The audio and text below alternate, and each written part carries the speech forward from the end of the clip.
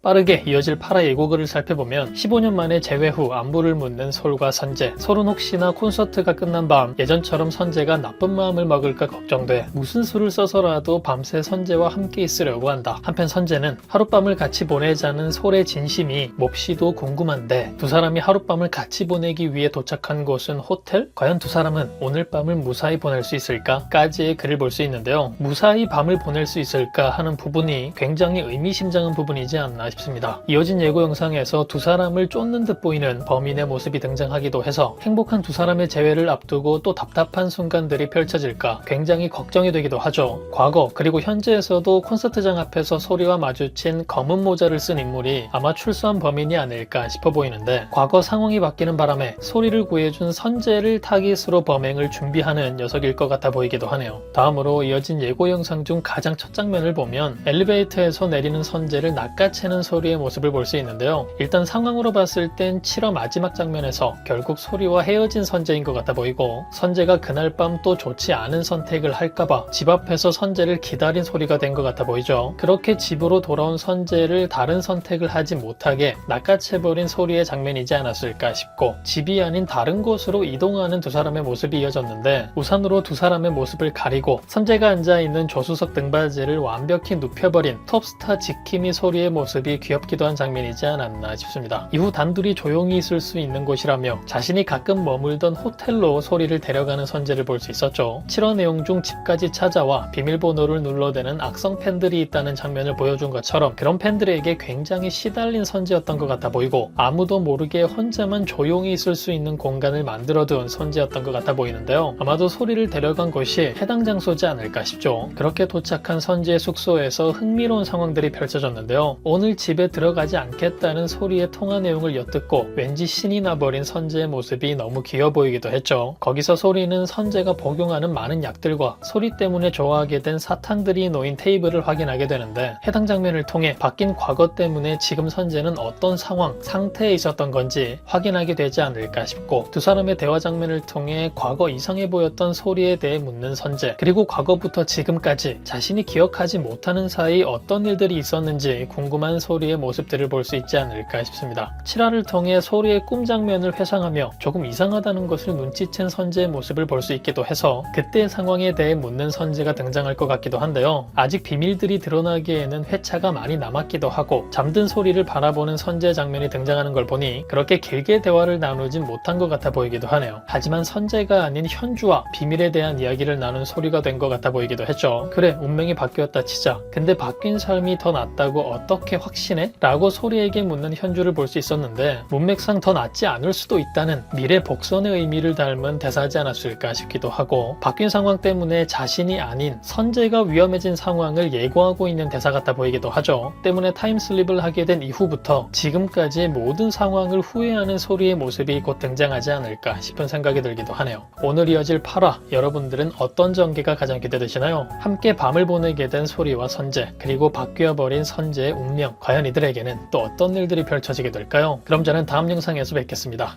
감사합니다.